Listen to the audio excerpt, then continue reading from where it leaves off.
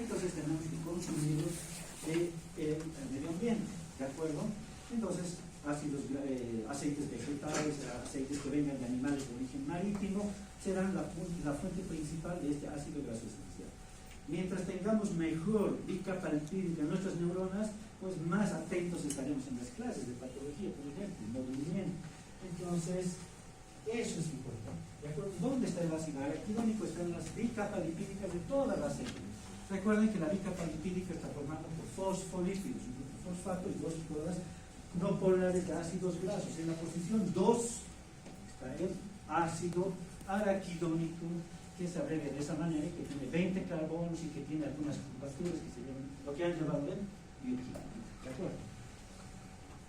Cuando hay inflamación, hemos dicho que los gránulos tienen fosfolipasa 2, va a actuar en la posición 2 de los fosfolípidos y va a liberar el ácido araquidónico, lo va a dejar libre en el citosol. Y dependiendo de las células puedan tener estas enzimas u otras, entonces las van a metabolizar.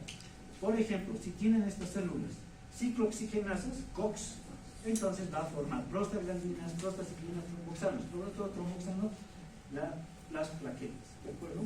O va a formar lipoxigenasas, ácido hidroxiicosatetranoico, leucotrienos o lipoxinas, ¿de acuerdo? Todo va a favorecer la inflamación y unas van a controlar la respuesta inflamatoria. Entonces es importante también conocer que nosotros como médicos, ustedes como médicos van a utilizar fármacos como la aspirina y indometacina, que tienen la acción de inhibir la ciclooxigenasa. Y si no funciona esta enzima, así se libere ácido araquidónico, no va a formarse moléculas de la inflamación. Es por eso que utilizamos para los procesos inflamatorios estos fármacos, ¿de acuerdo? Porque inhiben la ciclooxigenasa. O unos más potentes antiinflamatorios, los esteroides, ¿de acuerdo? Entonces, que van a inhibir directamente la acción de la fosfolipasa A2. Ni siquiera se va a liberar ácido araquidónico.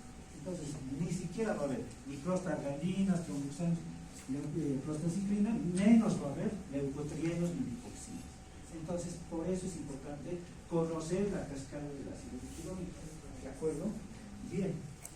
Y no solo eso, hay fármacos que van a inhibir directamente esta enzima solamente a las ciclooxigenasas que se activan durante la inflamación, porque hay ciclooxigenasas que actúan en el estómago y que liberan prostaglandinas de manera fisiológica. Es por eso cuando se exagera en el consumo de estos AINE, entonces aparecen periodos de gastritis porque disminuye el flujo sanguíneo. Estamos anulando la ciclooxigenasa normal, la constitutiva, la que debería estar activa, no la inducible que solo se induce en el proceso inflamatorio. ¿De acuerdo? Entonces, por eso es que los AINE hacen gastritis. ¿De acuerdo? Entonces, hay medicamentos antiinflamatorios mucho más específicos que se llamarán inhibidores COX, por ejemplo. ¿De acuerdo? Entonces, así podrían darle mayor utilidad. ¿De acuerdo? Para entender simplemente, les voy a dejar la presentación.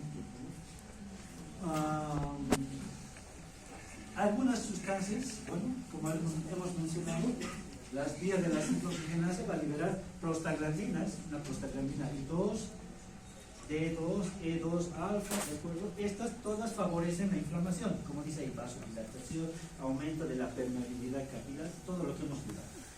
Y en algunos casos el tromboxano 2 que hace los efectos contrarios, y ambas en la sangre tienen que estar, por el endotelio y por las plaquetas deben estar en equilibrio para que el flujo sanguíneo sea normal, es decir, prostaglandina y tromboxano 2, y no se coagule en la sangre en cualquier lugar, ¿de acuerdo? O por la vía de la lipoxigenasa pueden liberar diferentes sustancias como el 5-hidroxiicosatetranoico, que es quimioatrayente, ya sabemos que es quimiotáxico, ¿de acuerdo? O a partir de estas mismas moléculas van a formar los leucotrienos B4, C4, D4, E4. Estos últimos leucotrienos, CDE4, actúan no solo en la inflamación en los vasos sanguíneos, también actúan en el músculo liso bronquial y hacen que broncoespasmo. Ese ejemplo de ese sujeto que estaba teniendo un cuadro asmático agudo, está haciendo, aparte de esto, está formando seguramente leucotrienos y su músculo liso está disminuyendo el calibre de su tráqueo y está aumentando, aparte de que la mucosa está edematosa. ¿De acuerdo? Antiguamente se llamaba sustancia de reacción lenta de la anafilaxia. Bien. La COX, ahí está, la 1 se llama constitutiva, es normal, ahí está en el estómago, en el tejido renal para que haya un buen flujo sanguíneo, porque hace vasodilatación en las prostaglandinas, pero en los procesos inflamatorios está la inducible. Esta nomás deberíamos anular de los procesos inflamatorios que están muy descontrolados, excesivamente descontrolados. ¿De acuerdo? Y hay una COX-3, entonces esa es la actividad. Otros factores, otros mediadores químicos de la inflamación son un poco aburridos, pero habrá que tomarlos en cuenta. No vamos a citar de todos los 5 que hay. Este es uno de los más potentes, ¿de acuerdo? El factor activador de plaquetas. En bajas dosis es muy potente y en altas dosis puede generar, en bajas dosis puede generar vasodilatación, favorece el hígado, pero en altas dosis puede generar vasoconstricción. Es un fosfolípido bastante potente y tiene un mecanismo de control. Hidrolasas, acetilhidrolasas del factor activador de plaquetas. Entonces vean que se forman estos mediadores químicos, pero al mismo tiempo hay sustancias que controlan estos. Entonces la respuesta tiene que ser modulada, ¿de acuerdo? No tiene que ser exagerada. Recuerden eso, la inflamación de micelios. Dentro del fagolisosoma estaremos formando radicales libres de oxígeno, pero también podemos formarlos en cualquier circunstancia. Alguien que tenga alguna enfermedad crónica, autoinmune o neoplástica, consume gran cantidad de fármacos. Alguien que come en exceso, digamos, carnes, por ejemplo, o cualquier otro alimento, pues va a hacer metabolismo, anabolismo, catabolismo, y todo eso forma estos que se llaman radicales libres.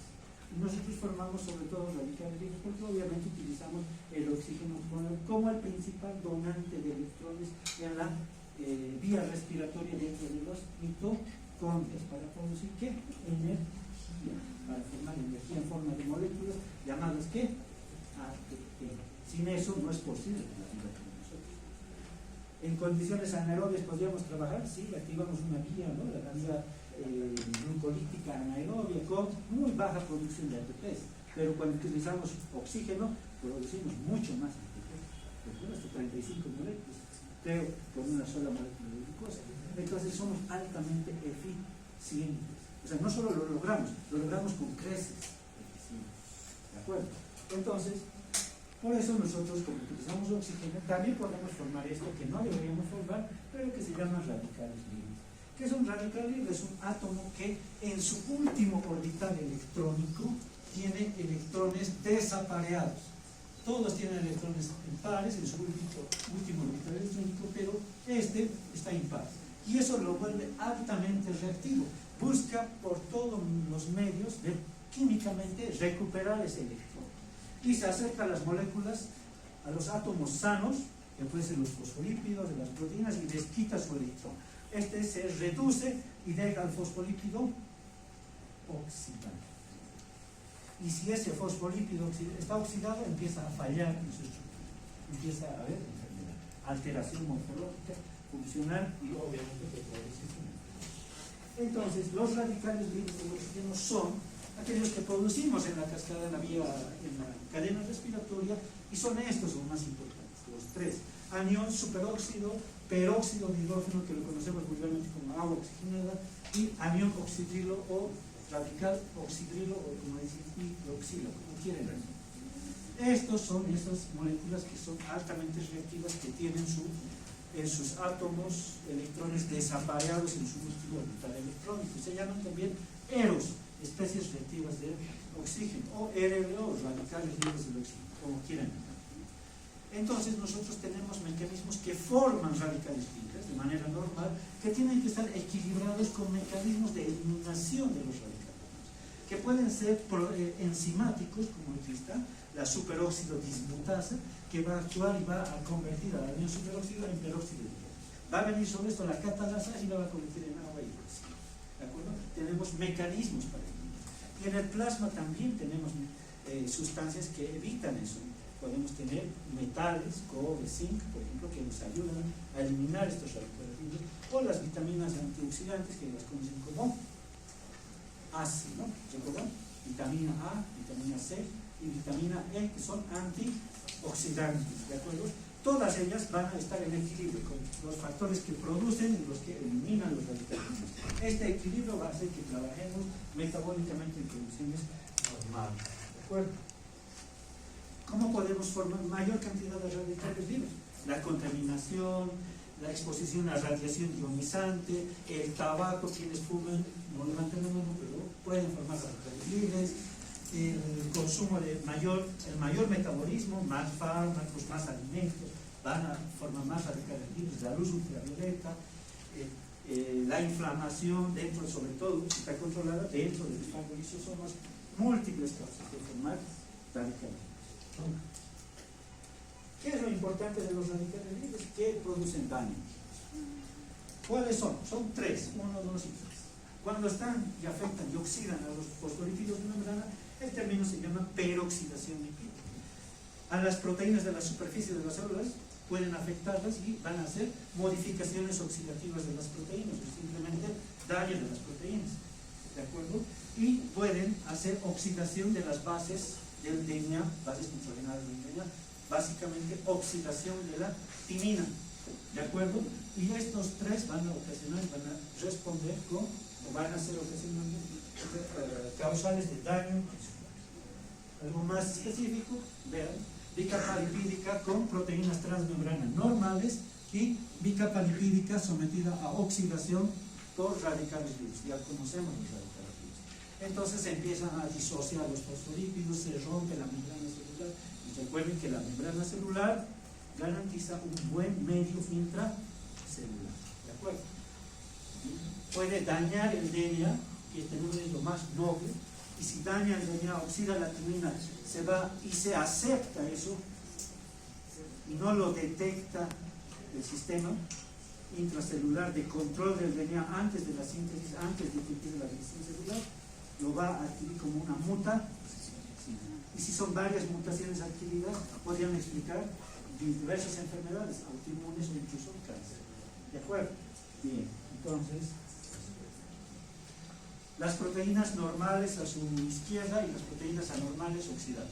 ¿Quiénes hacen las proteínas? Les forma enlaces cruzados, puentes de disulfuro, los fragmenta, todo lo que han llevado en bioquímica. ¿De acuerdo? Se pueden formar, esto para las clases prácticas, la reacción de Fenton y la reacción de Delway, se pueden seguir formando más radicales libres a partir de los que ya tenemos. En el primer caso en el de Fenton utilizando el hierro y en el segundo caso utilizando el protón. Es decir, hay diferentes niveles. Volvamos al proceso inflamatorio. Dentro de los fagolisosomas necesitamos estos radicales libres para que destruyan a las bacterias. Dentro del fagolisosoma. Controlado, ¿de acuerdo? Moderado. Pero dijimos que la hieroperoxidasa que está en los gránulos primarios podría utilizar el peróxido de hidrógeno y convertirlo en ácido hipocloroso, mucho más deleterio, algo parecido a la lavandina, ¿no? Mucho más deleterio. El cloro es bastante dañino.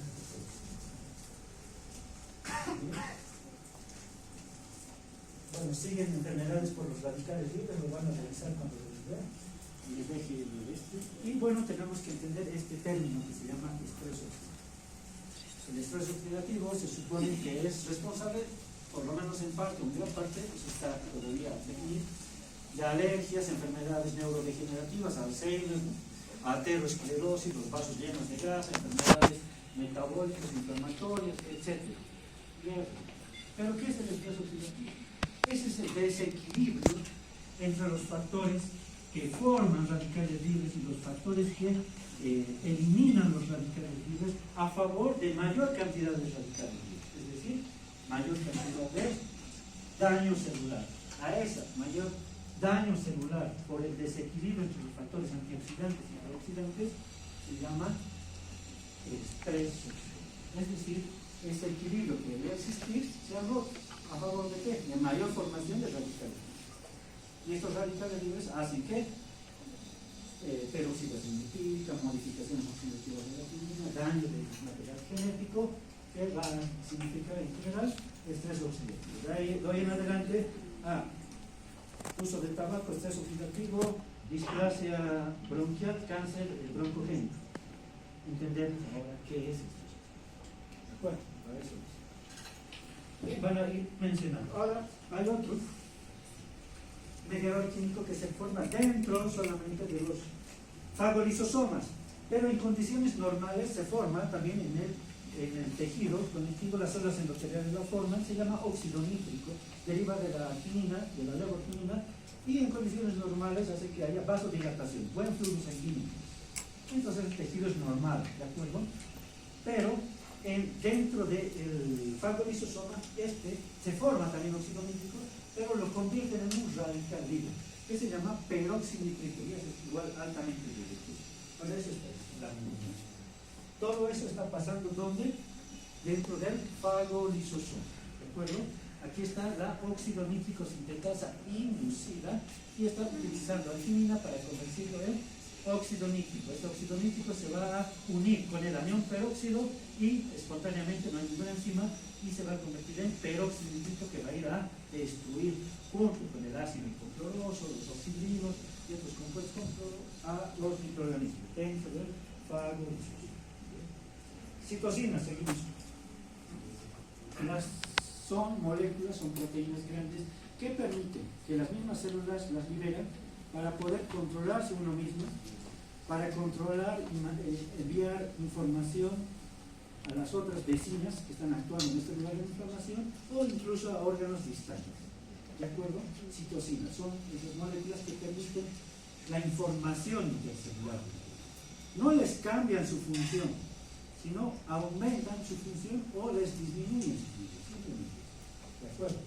No es que cambies totalmente y son de otra manera, ¿no? Hacen otra cosa que no hacían antes. ¿No es eso? Entonces, esos efectos de esta se llamarán un efecto autócrino, cuando la citocina que libera actúa sobre la misma célula, ¿de acuerdo? Para quizás modular la respuesta. O sobre las células vecinas, efecto parácrino, o a distancia, en el hígado, en el cerebro, para producir fiebre, para producir más mediadores químicos de la inflamación, tienen que llegar hasta la sangre y llegar hasta el hígado. Entonces, efecto endocrino, ¿de acuerdo? Algo parecido a lo que pasa con algunas citocinas importantes. Factor de necrosis tumoral, llamado también caquectina. Caquexia es un estado de piel y huesos que se da en las inflamaciones crónicas de larga data o en los procesos cancerosos terminales. Entonces, por eso es que este factor esta citocina es la que está más activa. No solo favorece la inflamación, también puede dañar a los órganos, ¿de acuerdo? Que enseguida vamos a ver. Otra importante, interleucina 1, por ejemplo. La interleucina 1 va a favorecer la inflamación, va a activar el endotelio, los leucocitos, como ya sabemos, pero también puede ir vía circulación cerebral, puede ir al hipotálamo, al centro termorregulador, modificar el termostato de nuestro centro termorregulador, en fisiopatología van a llevar fiebre, liberando prostaglandinas y ocasionando fiebre, ¿de acuerdo? El centro termorregulador piensa que está con menos temperatura y empieza a activar todos sus mecanismos que forman calor, termogénesis, y empieza a activar mayor contracción muscular, empieza a activar, ¿de acuerdo? El metabolismo aumenta en general, entonces aumenta el calor del cuerpo. ¿Para qué es el calor? La fiebre, para limitar el crecimiento bacteriano, para eso es importante. Si excede, pero si es más de 42, puede ser lesivo para nosotros, ¿de acuerdo?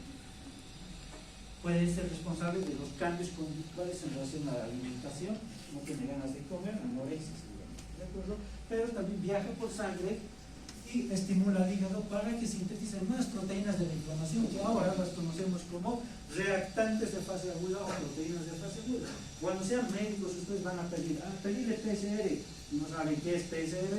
PCR es proteína C reactiva. Proteína C reactiva no es la prueba que hemos hecho en el COVID, que se llama reacción en cadena de la polimerasa. Esa no es. Esta se llama proteína C reactiva, esa es PCR. Ustedes van a pedir laboratorio, hemograma, quieren saber leucocitos y quieren saber PCR. ¿Por qué?